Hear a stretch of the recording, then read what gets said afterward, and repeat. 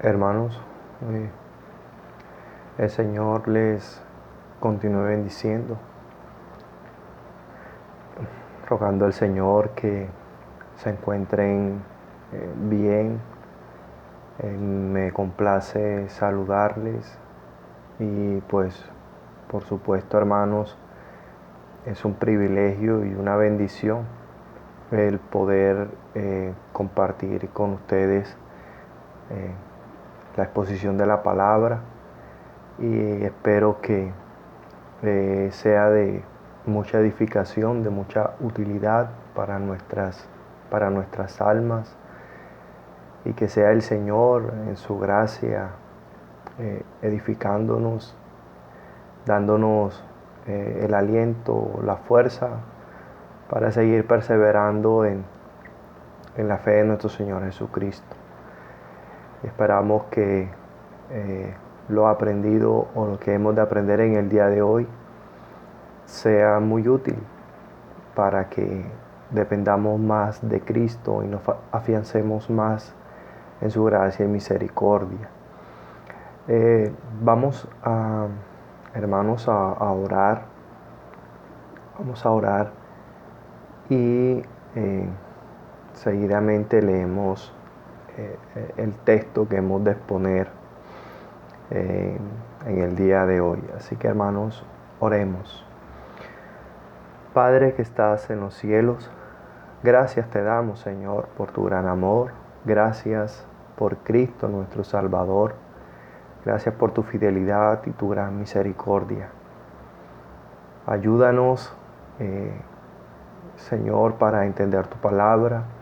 Ilumínanos, amado Padre, y que tu gracia sea sobre nosotros, tu bendición sea sobre nosotros.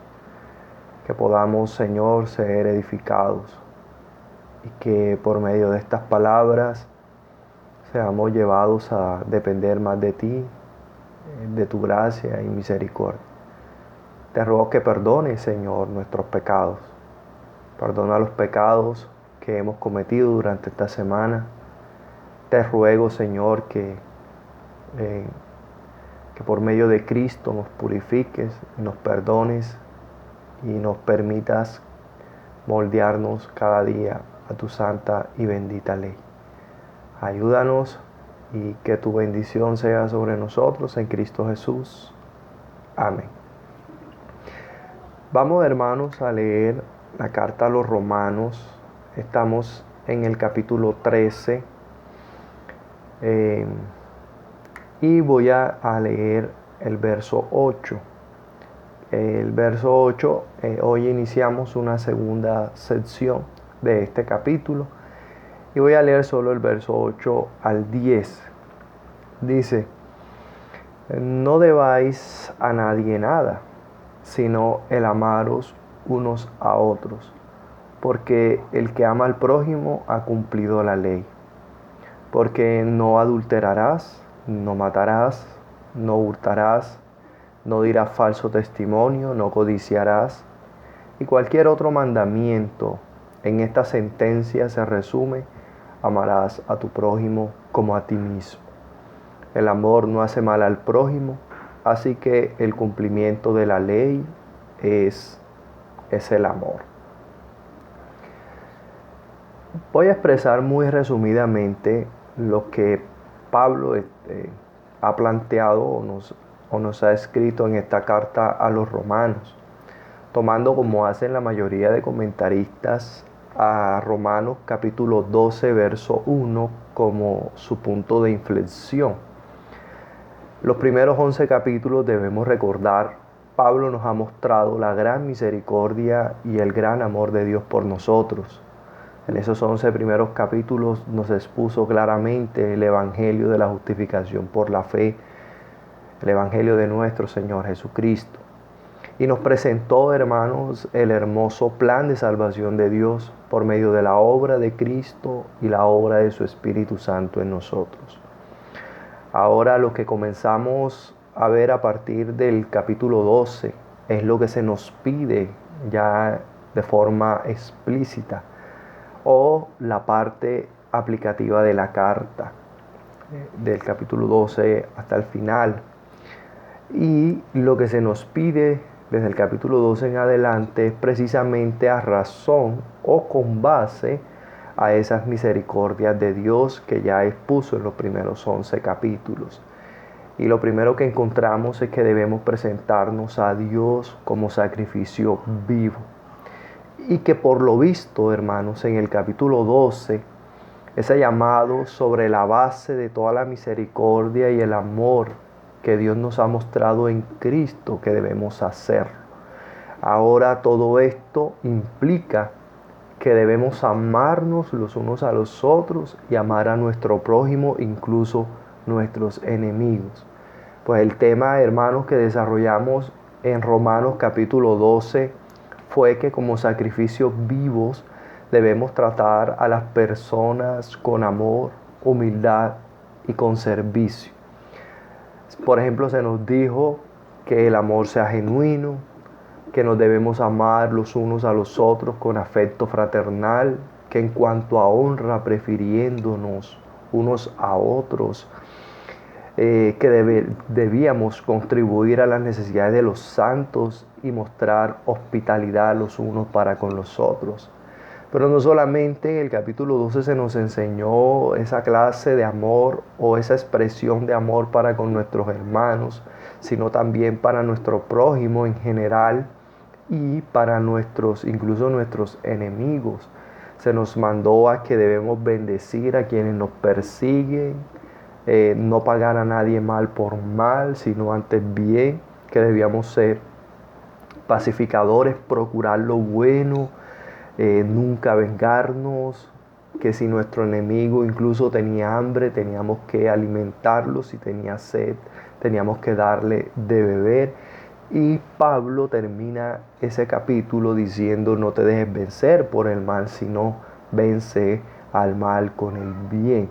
Y vemos que todas estas categorías presentadas, podríamos decir, hermanos, que son expresiones de amor hacia nuestro prójimo. Ahora, una vez tratado la primera sección del capítulo 13, pudiésemos pensar que el asunto del amor quedó allí y que Pablo ha retomado otro tema en los primeros 7 versos del capítulo 13, a saber, lo que hemos estado tratando estos últimos domingos, el tema de las autoridades civiles. Pero la pregunta es, hermanos, ahora que retomamos el verso 8 y vemos que nos habla nuevamente del amor, deberíamos entonces entender que todo este tema de las autoridades civiles es un paréntesis que Pablo ya en el capítulo 12 dejó el tema del amor y que ahora vuelve a retomar, y que este asunto de las autoridades civiles no encaja o es un asunto aislado, es un tema totalmente aparte al amor.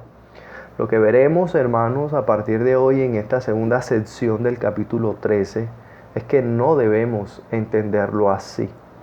Más bien creo que Pablo quiere decir que toda nuestra sumisión a las autoridades civiles es una expresión de amor por otras personas y por supuesto a Dios mismo.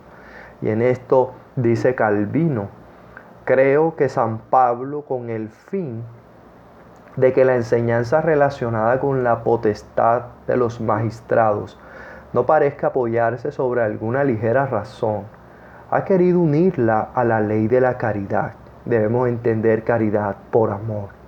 Como si dijese: cuando os exijo que obedezcáis a los príncipes, no pido otra cosa sino que todos los creyentes sujetos a la ley del amor lo hagan así. Así que básicamente, hermanos, entendemos que este tema de la sujeción a las autoridades civiles no es aislado al tema del amor que vamos a tratar ahora y que tratamos en el capítulo 12, sino que más bien debemos entender que la sujeción a las autoridades civiles lo hacemos por amor al prójimo, que debemos esforzarnos, hermanos, para que las leyes y sus determinaciones tengan su autoridad y que quienes estén encargados de cumplirlas sean obedecidas por el pueblo, para que por su medio la tranquilidad sea disfrutada por todos. Y cuando procuramos esto, hermanos, con las autoridades civiles, estamos expresando nuestro amor a las demás personas. Pues si nos sujetamos a las autoridades y procuramos que se mantengan, hermanos, habrá bien, habrá estabilidad y viviremos quieta y reposadamente. Y por amor al prójimo, eso es lo que debemos buscar. Así que este tema de las autoridades civiles no es ajena al tema del amor que vamos a comenzar a abordar y que Pablo trata claramente en el verso 8 al 10. Observe cómo Pablo amarra todo el asunto de las autoridades civiles con el amor en los versos 13, 6 al 8. Si leemos el verso 6 al 7 dice: pues por esto pagáis también los tributos, porque son servidores de Dios que atienden continuamente a esto mismo. Pagad a todos los que debéis, al que tributo, tributo, al que impuesto, impuesto, al que respeto, respeto, al que honra, honra. Nos expone el asunto de la deuda que tenemos con las autoridades superiores y debemos fijarnos que no solo se refiere a dinero o a cosas materiales, sino a cosas intangibles como la honra y el respeto. Entonces Pablo, cuando dice que debemos pagarle a las autoridades civiles lo que le debemos por la labor que ellos hacen, él va a agregar y va a unir todo eso. O sea que debemos honrar, respetar, someternos a las autoridades civiles, hermanos, para así cumplir la ley del amor. Al decir entonces en el verso 8, no debáis a nadie nada, sino el amaros unos a otros, porque el que ama al prójimo ha cumplido la ley. Entonces no deberle a las autoridades civiles lo que nos compete, hermanos, es una expresión de amor y un cumplimiento a la ley del amor. Es con base al amor que debemos pagar a todos lo que le debemos: respeto, honra y también los impuestos. Así que un creyente, aquí como se está hablando de parte financiera también, un creyente, hermanos, es por eso, por amor al prójimo y a Dios, debe ser responsable con sus compromisos.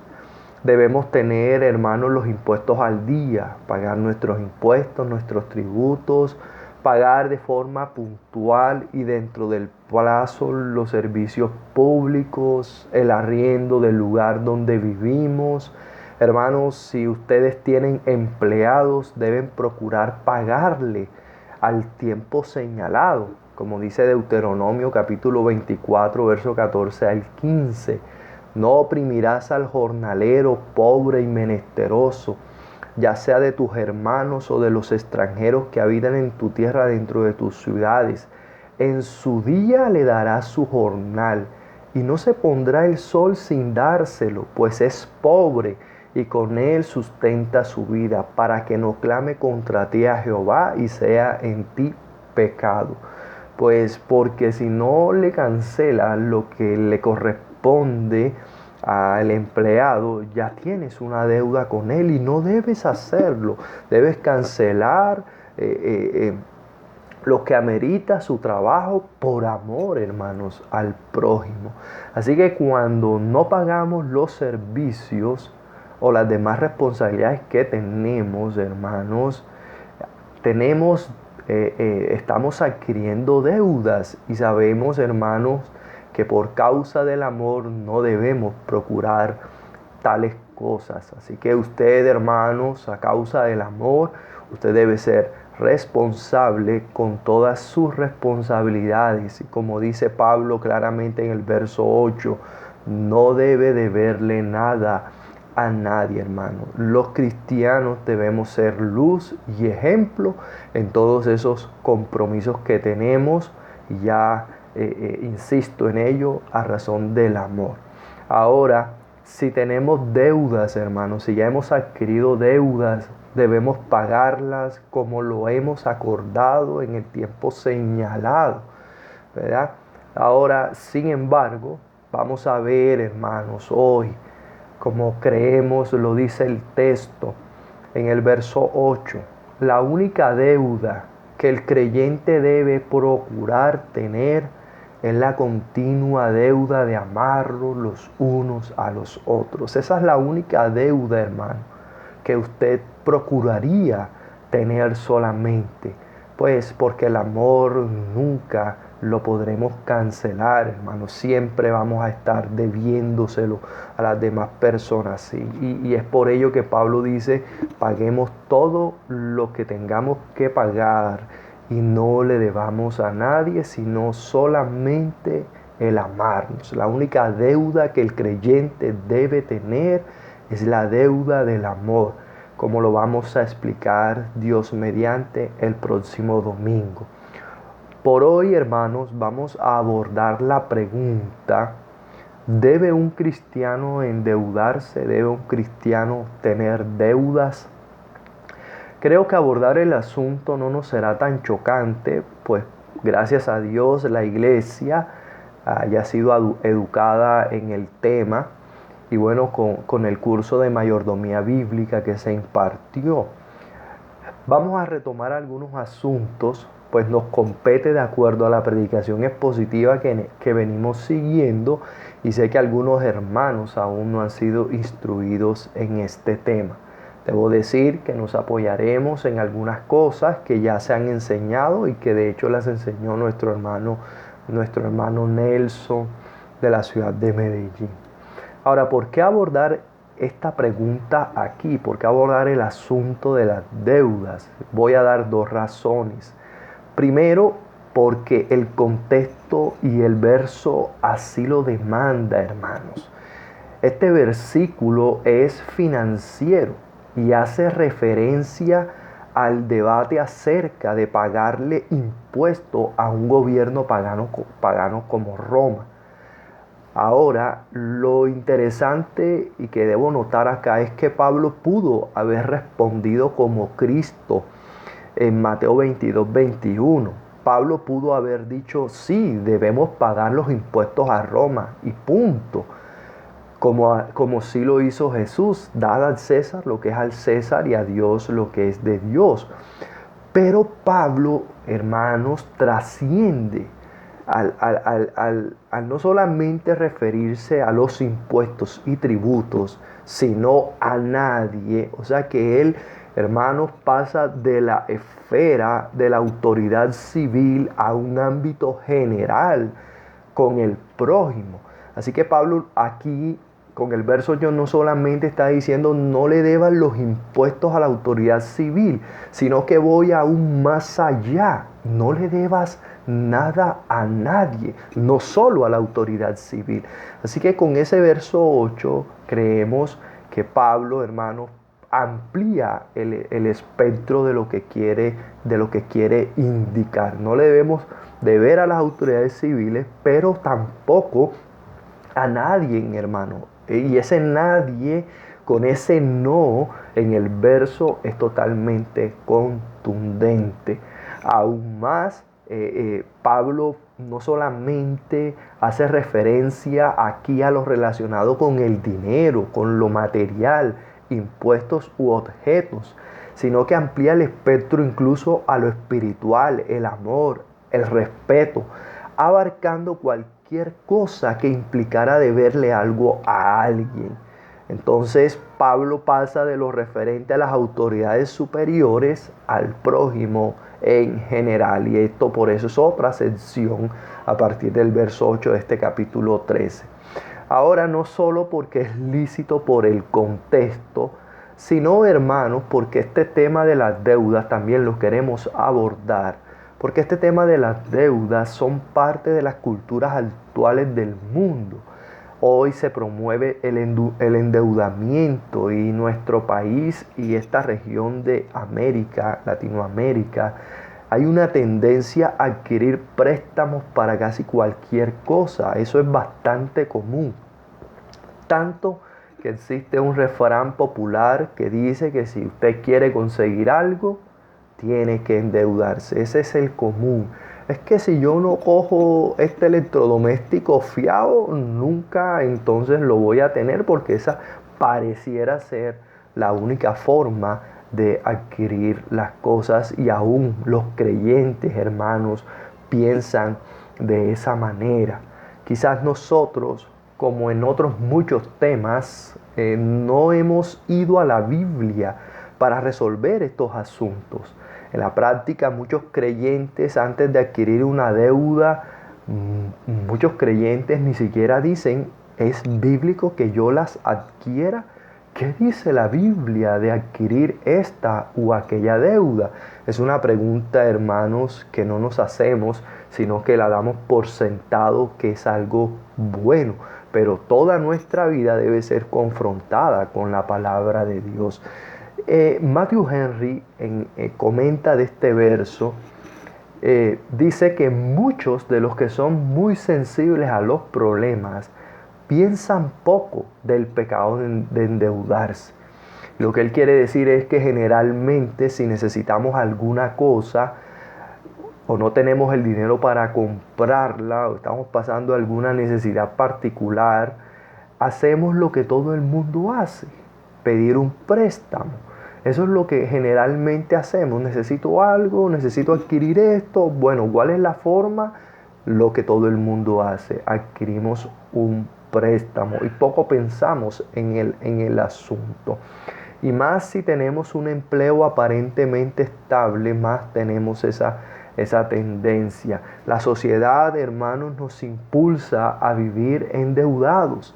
Sin embargo, creo, como creyentes, deberíamos procurar vivir como lo expresa Pablo en el verso 8.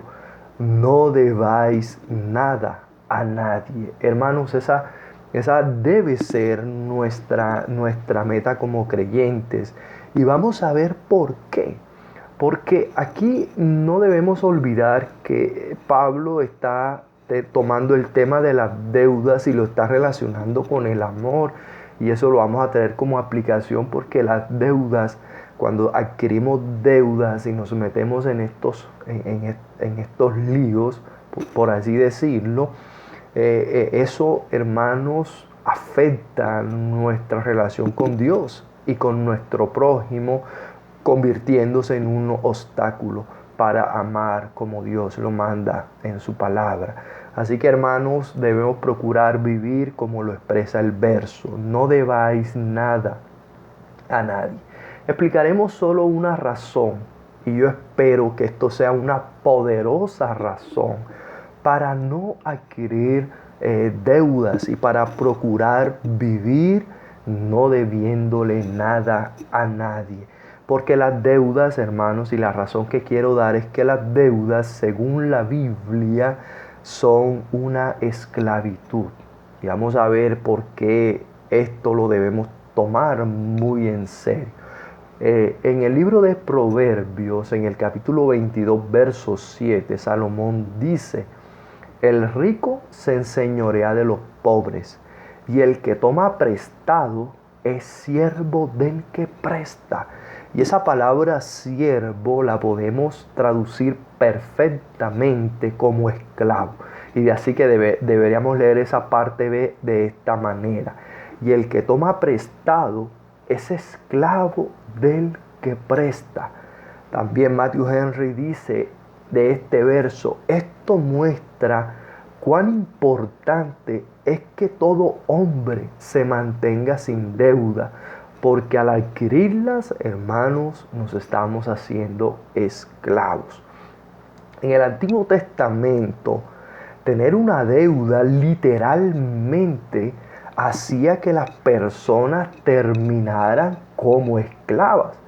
Voy a poner un caso de los muchos que podría traer, pero en Segundo de Reyes, capítulo 4, verso 1, una mujer de las mujeres de los hijos de los profetas, dice el verso 1, clamó a Eliseo diciendo: tu siervo mi marido ha muerto, y tú sabes que tu siervo era temeroso de Jehová, y ha venido el acreedor para tomarse 2 hijos míos por siervos, por esclavos. Entonces, este hombre muere,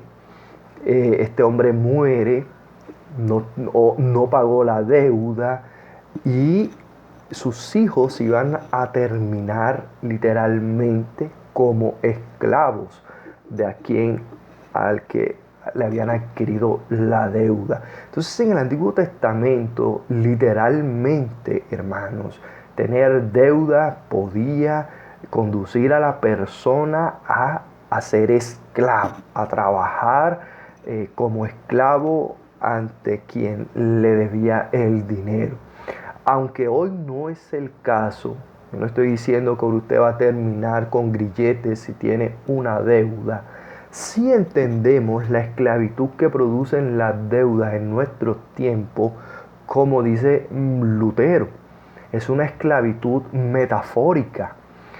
Es decir, en el sentido de que quien se envuelve en cosas temporales y negocios con los hombres pierde su libertad. En efecto, se ve obligado a mantener un contacto estrecho con las personas con que hace negocios. Y para no perder el crédito deben atenerse fielmente a las obligaciones contraídas. De esta manera, el uno tiene cautivo al otro, por decirlo así. Exigidos ya por esto, ya por aquello, y ocupados en sus quehaceres temporales, no pueden atender a las cosas que son de Dios. Ahora, hermanos, si usted ha tenido una deuda o en el presente la tiene, yo creo que usted me entiende perfectamente con lo que quiero decir con esa esclavitud metafórica. Cuando se tienen deudas, hermanos, se experimenta mucha intranquilidad, una obligación apremiante y constante que puede llegar a agobiarnos. Se puede con deudas trabajar afanosamente, y si se tiene un negocio y si no se ha producido o vendido algo, inmediatamente lo que piensa el dueño del negocio es que pronto le vienen a cobrar, vendrá su acreedor y no habrá dinero, y se vive con deudas la mayor parte del tiempo, hermanos, con zozobra, y de que se experimenta esclavitud es verídico. Cuando también, hermanos, usted ha tenido una deuda y usted cancela una deuda, ya usted ha experimentado lo que se siente. Una cosa como si literalmente le hubiesen quitado unas cadenas que los tenían atados. Cuando usted cancela una deuda que había adquirido y usted paga la última cuota, ¡wow! ¡Qué libertad siente! ¿Por qué, hermano? ¿Por qué uno se alegra tanto cuando sale de una deuda? Porque tenemos que ser conscientes que eso es una esclavitud. Y si, hermanos, si la estamos pagando, soñamos y no vemos la hora en terminarla de pagar. ¿Por qué? Debemos decir con sinceridad que las deudas, hermanos, nos agobian y nos aprisionan en angustias y demás cosas. Para muchos es triste tener que recibir el salario y dividirlo en sus acreedores. Él trabaja, pero el dinero no le pertenece.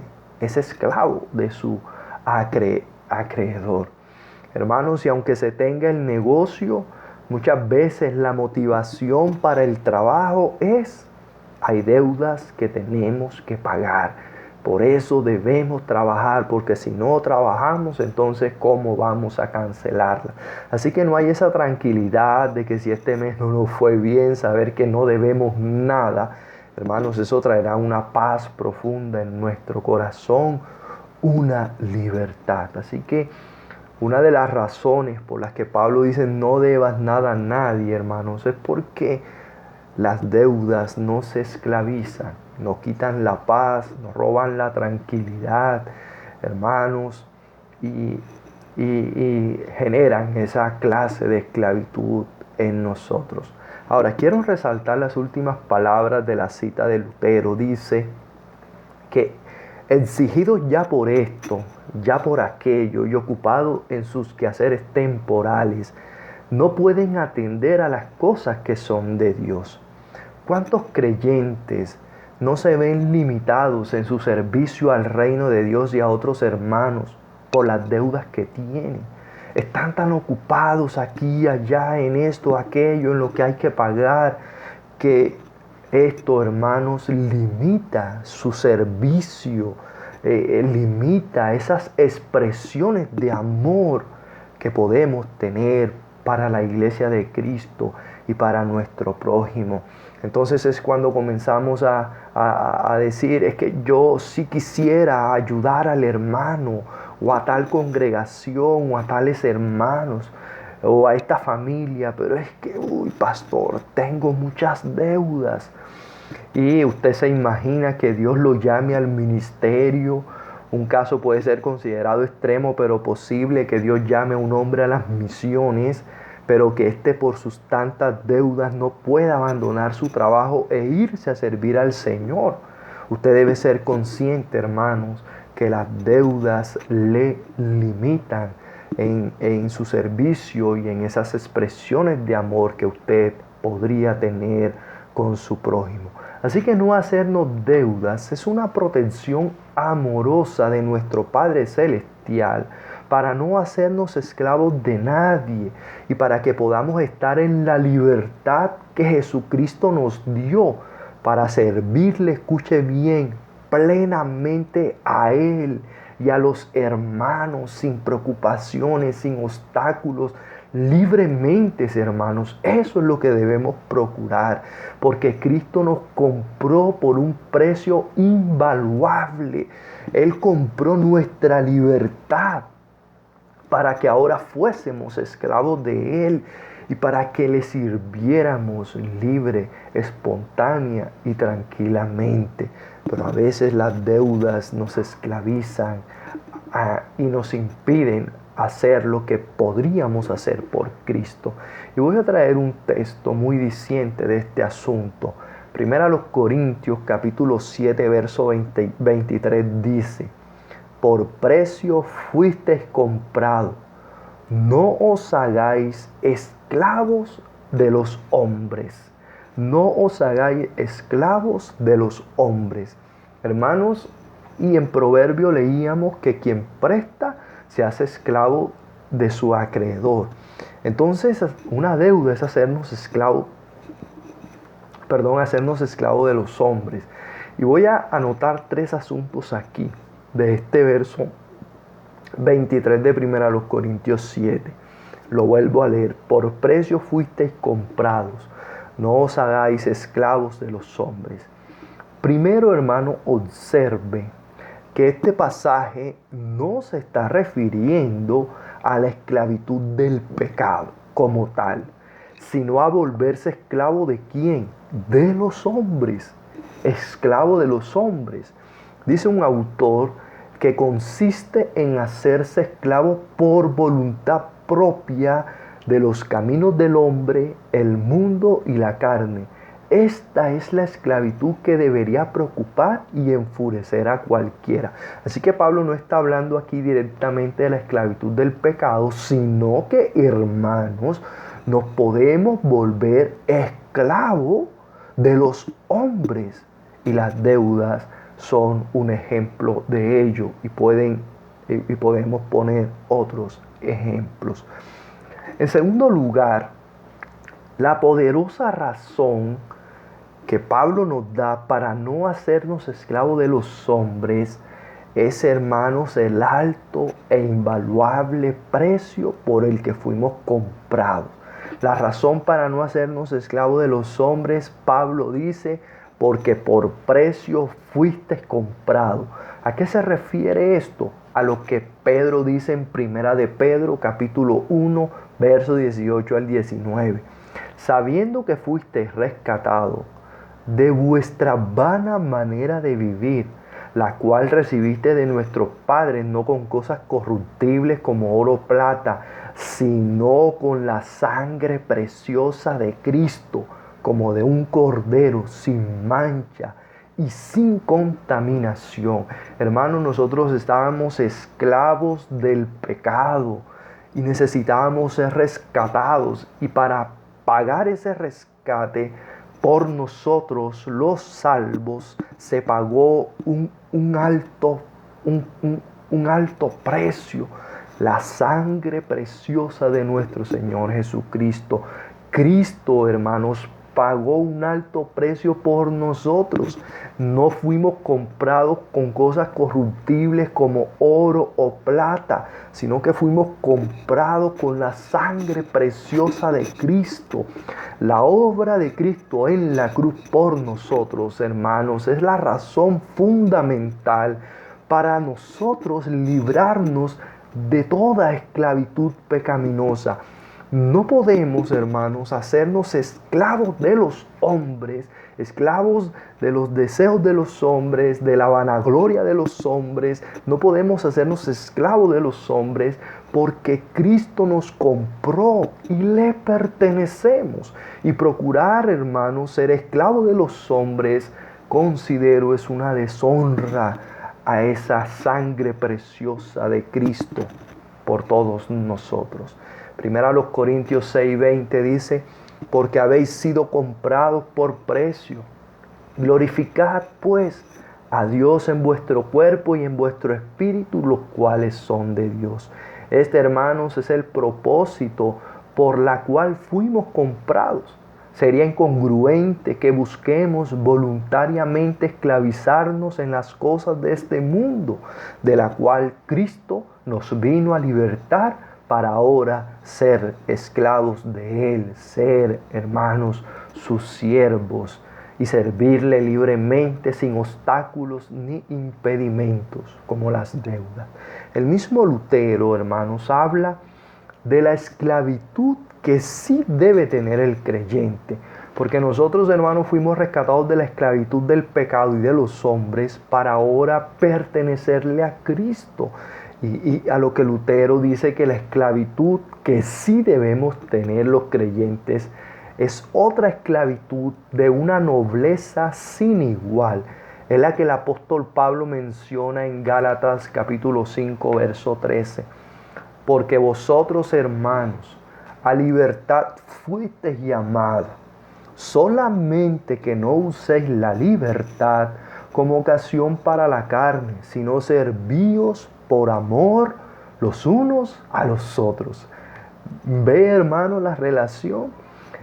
¿Para qué Cristo nos compró? Para que fuéramos verdaderamente libres. Pero esa libertad que tenemos, ¿para qué debe ser usada? No para la carne, no para nuestros caprichos, no para nuestras pretensiones, no para nuestros deseos egoístas, que son los que a veces nos dominan para tomar la decisión de endeudarnos, nuestros caprichos, hermanos, y nuestros deseos. Pero Cristo no nos libertó para eso, sino para servirnos en amor los unos a los otros. Y esa es la esclavitud que glorifica al Señor. A ella se refiere, y cito a Lutero nuevamente, al decir que a pesar de ser libres, se hizo siervo de todos, hablando de Pablo. Esta esclavitud es la más perfecta libertad, porque no necesita de nadie y no recibe nada, sino antes bien da y reparte. Escucha bien, da y reparte. Por esto es en verdad la mejor de todas las libertades. Una libertad que únicamente los cristianos pueden poseer. De ahí que también en el presente capítulo, hermanos, figure la exhortación: no debáis a nadie nada, sino el amaros unos a otros. Esa es la buena esclavitud espiritual. De tales esclavos se puede decir que todas las cosas están a su servicio, todas las cosas le ayudan a bien. Ellos, empero, no son siervos de nadie porque no tienen necesidad de nadie, como ya dije. Cierro la cita de Martín Lutero. Así que, hermanos, leo nuevamente: esta esclavitud es la más perfecta libertad, porque no necesita de nadie y no recibe nada, sino antes bien da y reparte. Y eso, hermanos, es lo que sinceramente debemos procurar. Así que, hermanos, en este verso encontramos: uno, no hacernos esclavos de los hombres; dos, la razón, ese alto precio que Cristo pagó por nosotros en la cruz. Debemos procurar disfrutar la libertad que tenemos en Cristo, pero para servir a nuestros hermanos con amor. Hermanos, estar libres de todo para servir con todo lo que somos a nuestros hermanos y a nuestro prójimo. Y otra cosa que quiero anotar en tercer lugar, que es interesante que esta sección de Corintios habla del contentamiento cristiano. Si usted retrocede, y vamos a hacer el ejercicio, vamos a retroceder unos versos atrás a este verso 23 del capítulo 7 de Corinto. Y voy a leer desde el verso 17, primero a los Corintios 7, 17, y voy a leer hasta el 22. Mire lo que dice: pero cada uno, como el Señor les repartió y como Dios llamó a cada uno, así haga. Esto ordeno en todas las iglesias. ¿Fue llamado alguno siendo circunciso? Quédese circunciso. ¿Fue llamado alguno siendo incircunciso? No se circuncide. La circuncisión nada es y la incircuncisión nada es, sino el guardar los mandamientos de Dios. Cada uno en el estado en que fue llamado, en él se quede. ¿Fuiste llamado siendo esclavo? No te dé cuidado. Pero también, si puedes hacerte libre, procúralo más. Porque el que en el Señor fue llamado siendo esclavo, liberto es del Señor. Asimismo, el que fue llamado siendo libre, esclavo es de Cristo. El descontento, al parecer, era prevaleciente entre estos creyentes nuevos de la iglesia de Corinto.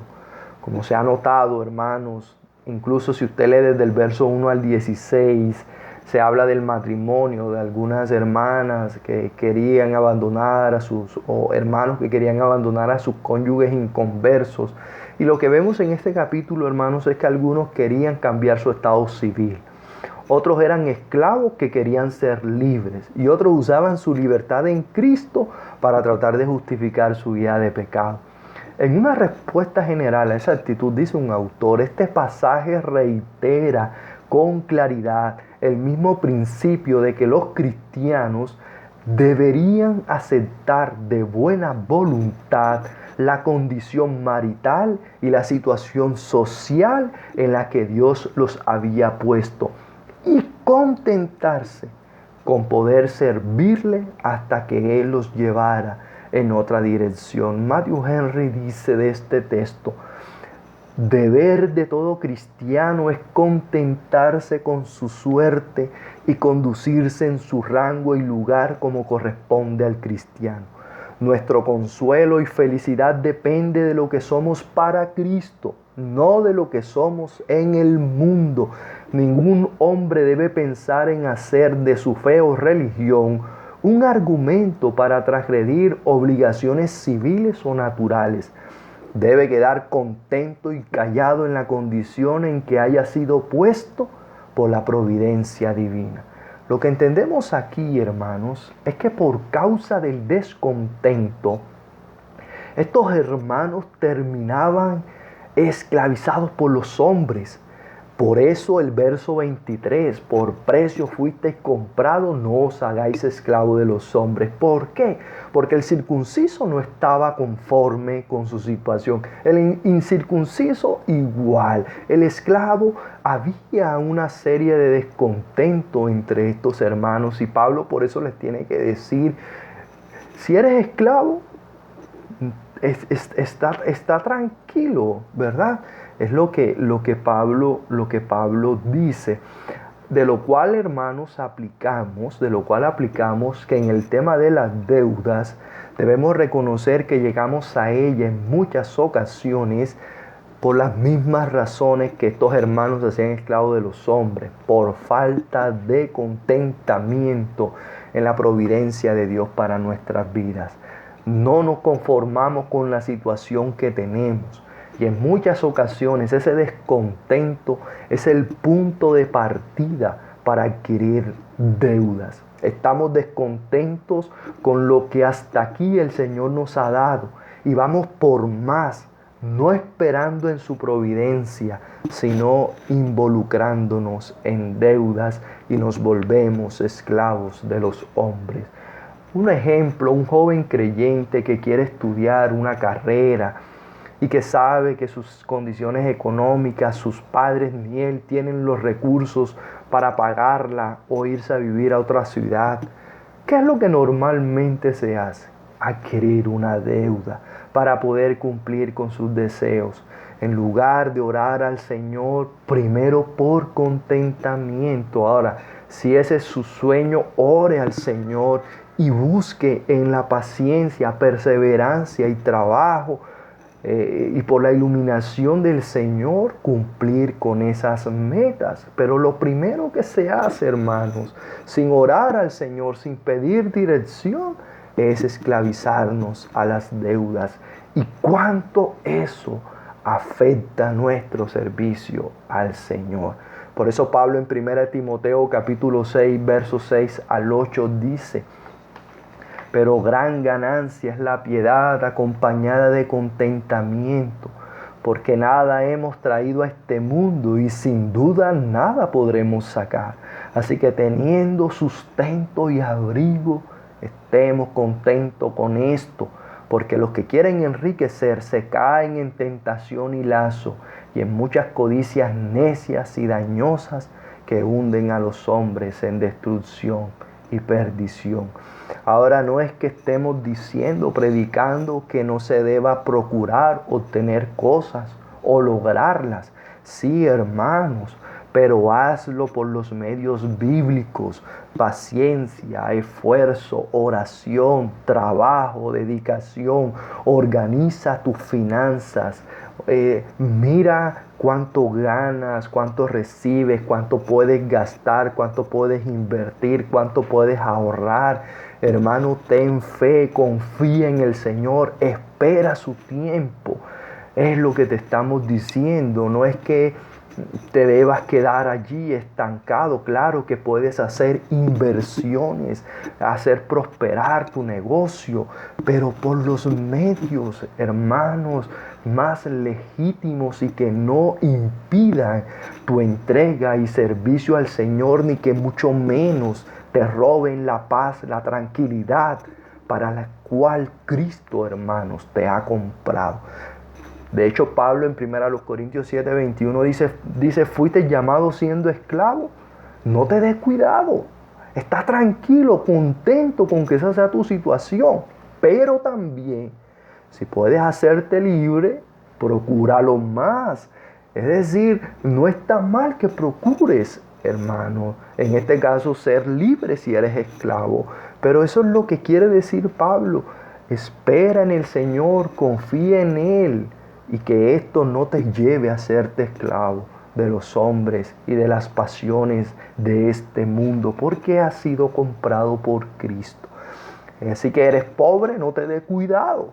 Pero si tienes la oportunidad de hacer bienes, hazlo.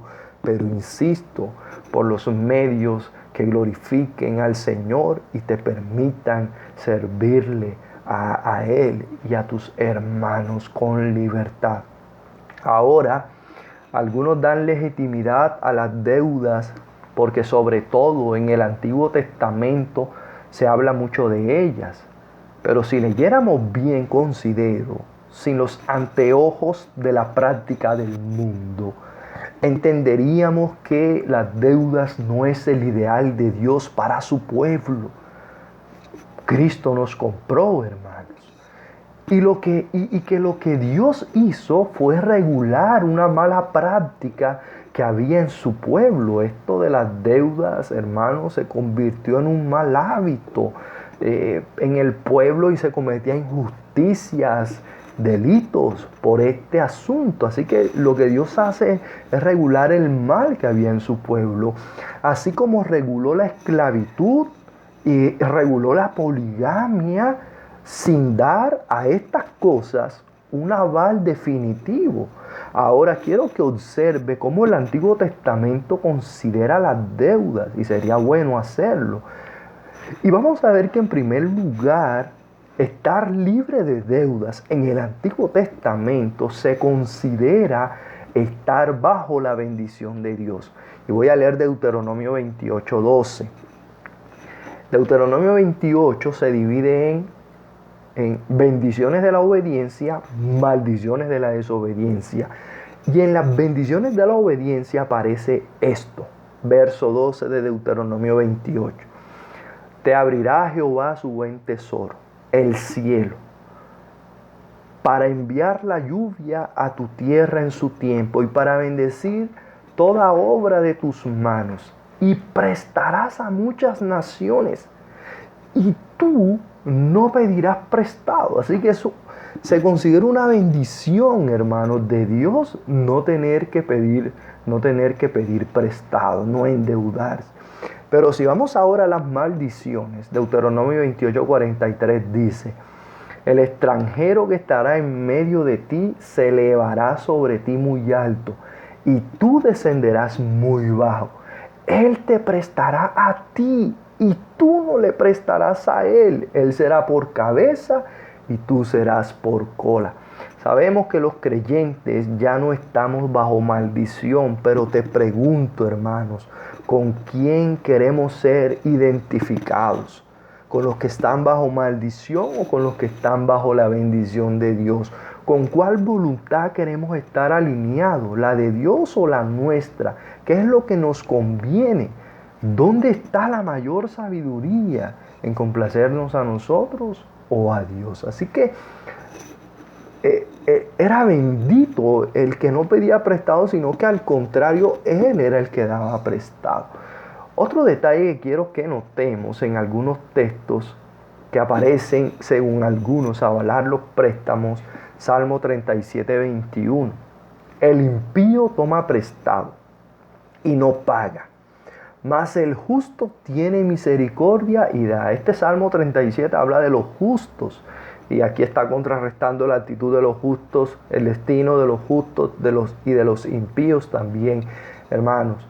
Y dice el verso 26 del Salmo 37, en todo tiempo tiene misericordia y presta, y su descendencia es para bendición. Pero aquí, hermanos, yo en lugar de pensar que estos textos están avalando para que el creyente pida prestado, hermanos, pensaría que más bien es el creyente el que da.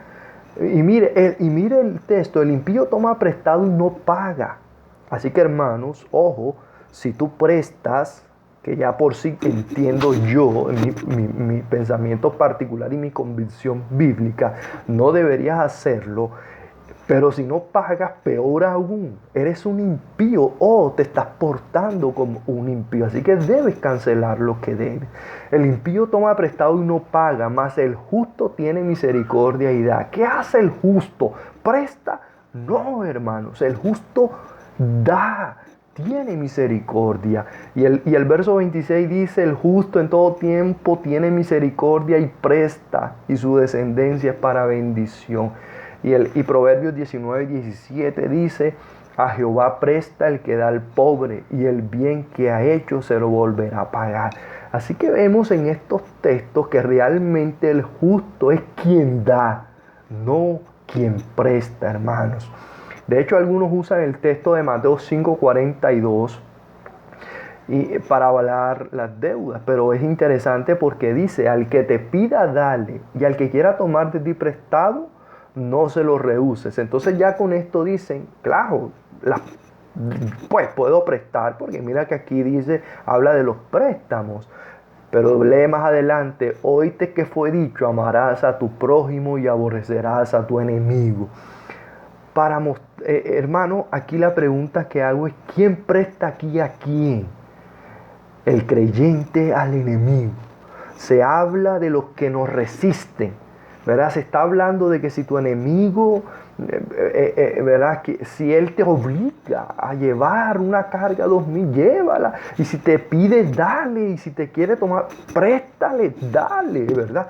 Entonces vemos en qué posición, hermano, quieres estar tú.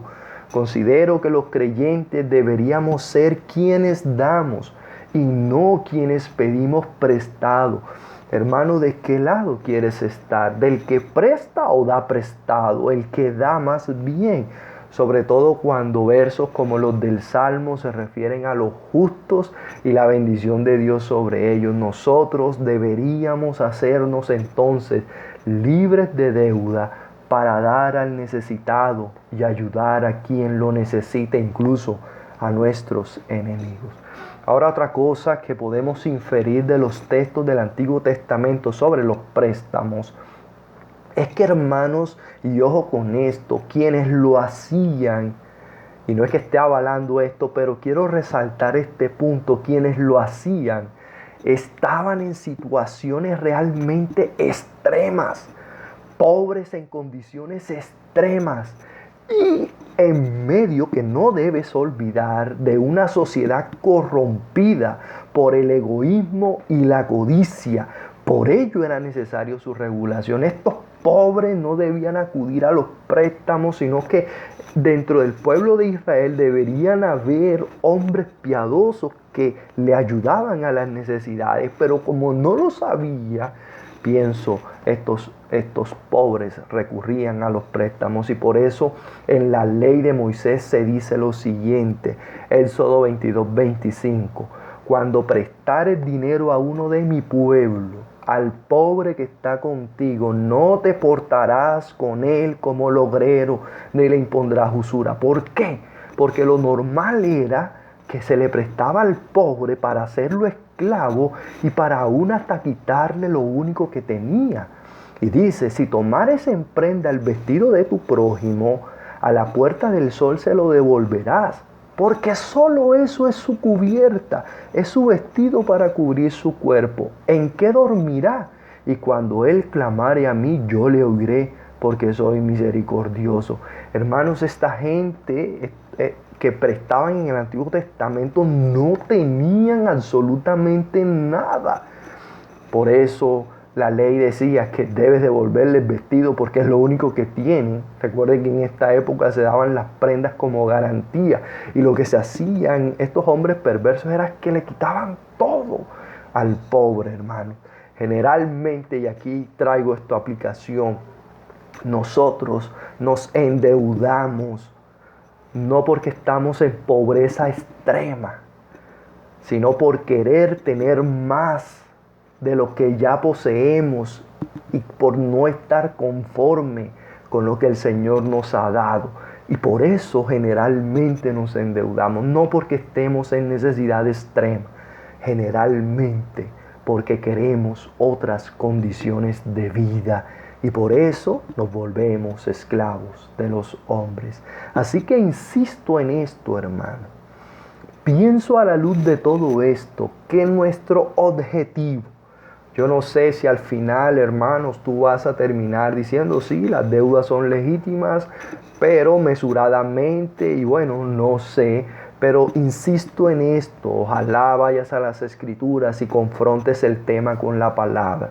Pero pienso a la luz de todo esto que nuestro objetivo ha de ser que en lugar de estar pidiendo prestado, más bien deberíamos ser nosotros quien demos, hermano.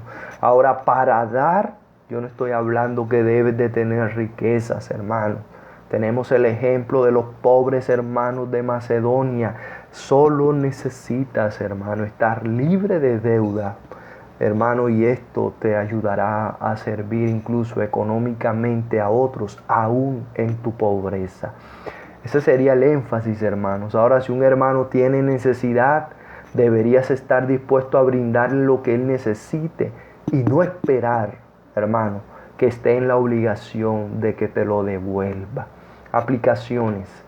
Romanos 13:8 dice, no debáis a nadie nada, sino el amarlos unos a otros. Debes entender, hermano, como dije, que las deudas entorpecen de alguna forma la práctica del amor. Amigos han llegado a ser enemigos, por deudas. Las deudas son capaces de producir odio, rencor y mucha amargura en el corazón. ¿Cuántos hogares no enfrentan conflictos por deudas? ¿Cuántos matrimonios incluso destruidos por deudas?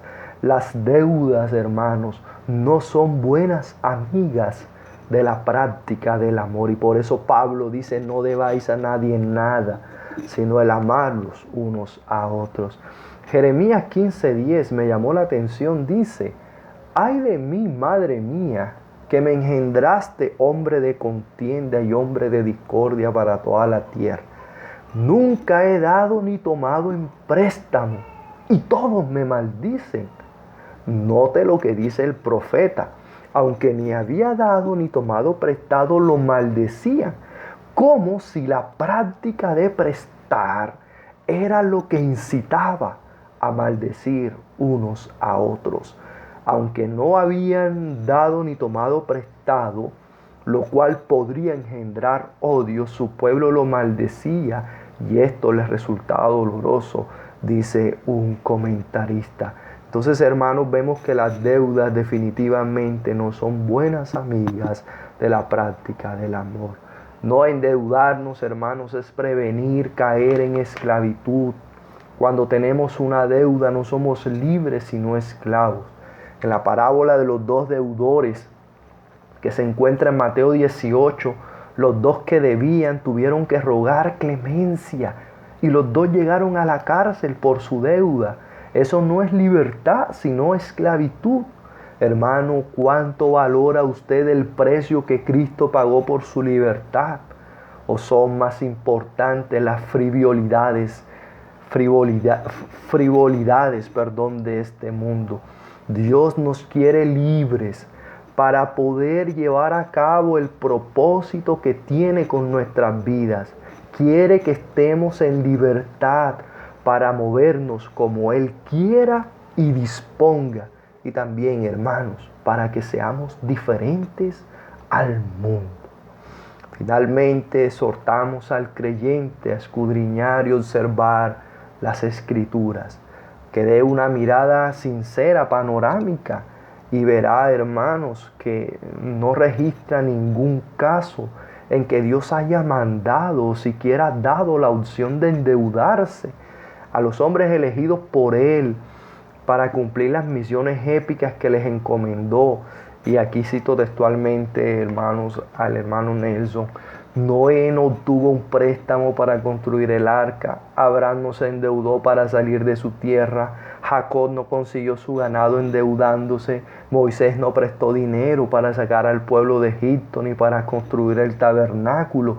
David no pidió prestado para construir el templo, más bien ahorró para que su hijo Salomón lo construyera. No hubo deuda para construir las murallas ni el templo luego del exilio. Y Pablo nunca pidió prestado para sus viajes misioneros. Todos ellos fueron hombres esforzados, de paciencia y llenos de fe. Quizás las cosas que nos falten para esperar y confiar más en el Señor. Como dice Filipenses capítulo 4, 19, mi Dios pues suplirá todo lo que os falta conforme a sus riquezas en gloria en Cristo Jesús. Cuando nos hacemos, hermanos, a deudas a largo plazo, incluso como estudiábamos, puede ser presunción y orgullo como los hombres de Santiago. A veces adquirimos deudas por 10, 15 años, hermano. Pero ¿qué sabes tú que será del día de mañana, hermano? No sabes si estarás en las mismas condiciones o las cosas estarán igual. Y esta pandemia es un ejemplo. ¿Cuántos negocios, hermanos, no han fracasado tristemente? ¿Cuánta gente no está en deudas hasta el extremo porque no contaban con una pandemia y una cuarentena, hermanos? Seamos sabios en estos asuntos y no nos esclavicemos.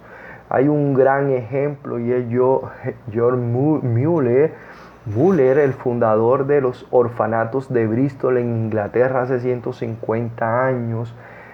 Y lo traigo a colación porque él citaba repetidamente, dice Romanos 13:8. como el verso decisivo de por qué los cristianos nunca debían endeudarse. Algunos conocemos la historia de este hombre. Él había fundado varios orfanatos y a veces habían días en que no tenían para comer. Imagínese eso en un orfanato, que usted tenga la responsabilidad de alimentar a muchos niños y haya llegado el día y usted no tenga nada. Y este hombre nunca, hermanos, adquirió una deuda y siempre confió en el Señor.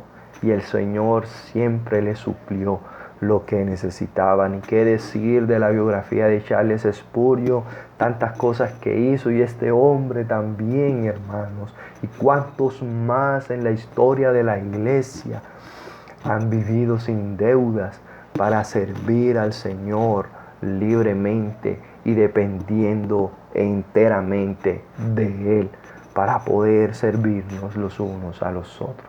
Hermanos, que el Señor nos bendiga y que el Señor nos ayude. Oremos, por favor. Padre, gracias por tu palabra, gracias por tu fidelidad, tu amor y el cuidado especial que tienes con nosotros, tus hijos. Te pedimos, Padre, que nos perdones a veces por nuestra incredulidad, nuestras dudas, nuestros temores.